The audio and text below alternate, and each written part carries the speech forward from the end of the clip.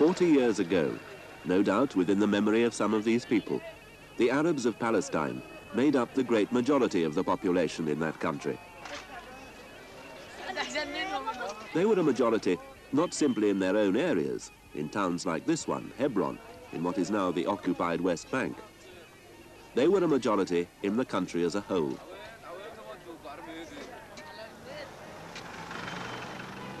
Successive waves of Jewish immigration were to change this fact. In the area which was Palestine, and which is now either Israel or occupied by Israel, there are now more Jews than Arabs. The old Arab nightmare has become a reality. They are now a minority in what was their own land. The 1930s saw one of the largest waves of immigration into Palestine. Jews fleeing from Adolf Hitler and from rising anti-Semitism elsewhere in Europe poured into the country. Indeed, in the first 3 years after Hitler's rise to power, the Jewish population of Palestine actually doubled itself. In 1935 alone, 62,000 Jews arrived. On whatever basis the 500,000 or so Palestinian Arabs made their calculations, it seemed obvious to them that they would be outnumbered. And in a frighteningly short time. The British did nothing to stop these Jews arriving.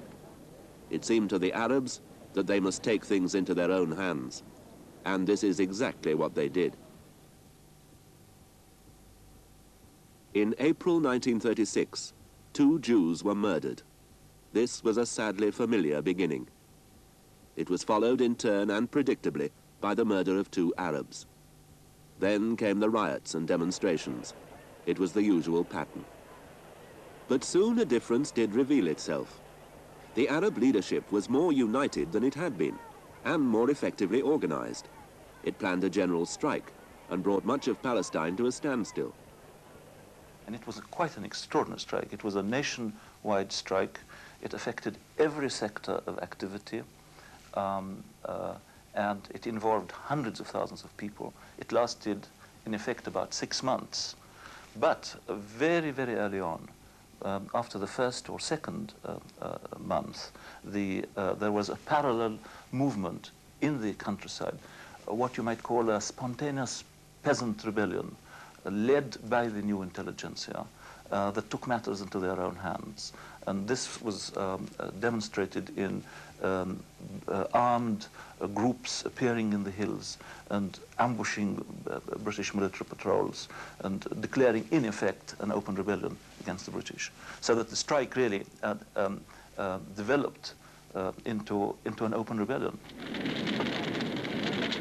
Open rebellion against the British. This was the major change of direction. Jews were still attacked, Jewish crops and property still threatened. But for the first time, the Arabs had taken up arms against the British, the sponsors of Zionism, against the mandate itself with its idea of a Jewish national home. The anger of the Arab bands which roamed the countryside was directed against the British government, against British property. British soldiers were ambushed and attacked.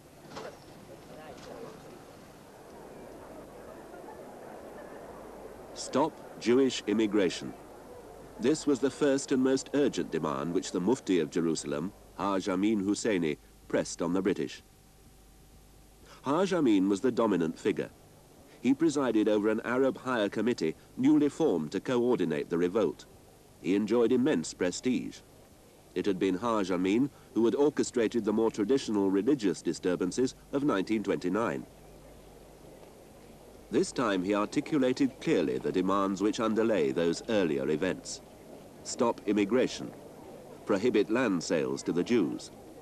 Give us majority rule, Arab rule, now. A clear set of political goals. This was one thing. But it wasn't the only new dimension to the conflict. For the first time, the Palestinian Arabs were using arms, money and volunteers from the Arab world outside Palestine. It was at this moment in its history that the conflict became, as it has since remained, a regional one, a pan-Arab one. after a period of 6 months, order was restored. Yet another inquiry was instituted. This time, a full-blown royal commission arrived in the country. Of the many investigative bodies which have wrestled with the problem of Palestine, Lord Peel's Royal Commission of 1937 is probably the most famous. It travelled widely. It heard the passionate and familiar pleas of Jew and Arab alike. It was thorough, liberal, and compassionate. It concluded that the situation in Palestine had reached deadlock. Arab self-government and a Jewish national home were irreconcilable aims. The Commission decided that both sides had a just cause. It was a conflict of right with right. But as things stood, the British mandate for Palestine was unworkable. A new idea was needed. Partition was the bold new idea which the Peel Commission advocated. One state for the 250,000 Jews, with nearly as many Arabs in its boundaries, and one state for the Arabs. British interests were not abandoned completely. A British-controlled corridor from Jaffa to Jerusalem. The Jews reluctantly accepted the partition idea in principle, hoping to press for more territory if it were actually implemented. For most Arabs, though, the Royal Commission's proposal was out of the question. The importance of Peel was that for the first time, the British were saying the Jewish national home equals a Jewish state, which was our nightmare. This was what we had always said. We had always said the Jewish national home means a state. What the Zionists are up to is to establish a state on our territory. And the British had always blandly said, oh, no, no, this is not at all what is going to happen. Now Peel said it. And it was a turning point because, having been said by the British, obviously the Zionists were not going to negate it. In fact, until then, except for the extreme Zionists, the main Zionist groups had not said a state, but once the British said a state, the Zionists were going to use that as their starting point. That was one factor. The other factor was that Peel did not only say that Jewish national home equals a state, he actually presented a map. And this map was a tremendous shock to the Palestinians because it concretized the concept of the state. It entailed in a concrete form what the situation would look on the map. September 1937.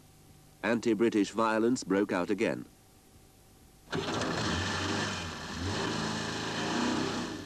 This time, the British authorities retaliated with all the force at their command. In the years before the Second World War, Palestine was to stay in the news, to become Britain's major overseas commitment. By autumn 1938, there were over 20,000 troops in the country.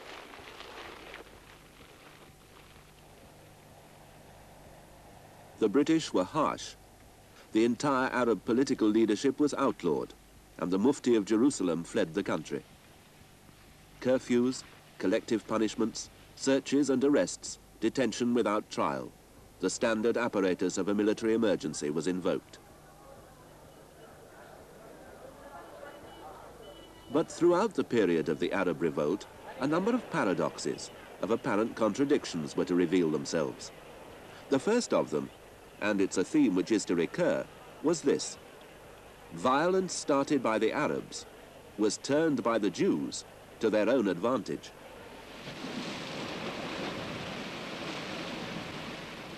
While, for example, the port of Jaffa lay idle during the strike, the Jews improvised their own port at nearby Tel Aviv.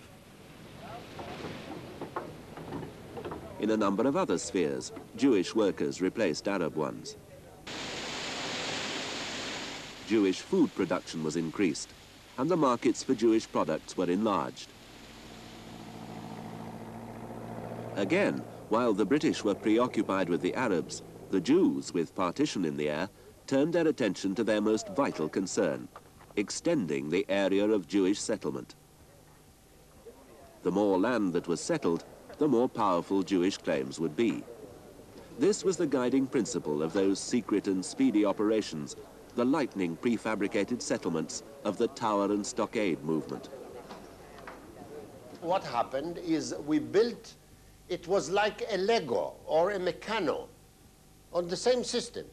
We built pieces of the stockade, pieces of the huts, pieces of the fence, the tower, and on top of the tower we built pieces which were a defense against any shots coming from the outside. We rehearsed the whole process, and everyone knew his part. On the appointed day, we went out at dawn or even before dawn, everything loaded on tractors, platforms, wagons, cars, and everything. Everything going according to plan, as you might say in military fashion. The wall was made of wood, about 25 centimeters apart, and filled with buckets, filled with small stones who will stop the bullets in going in.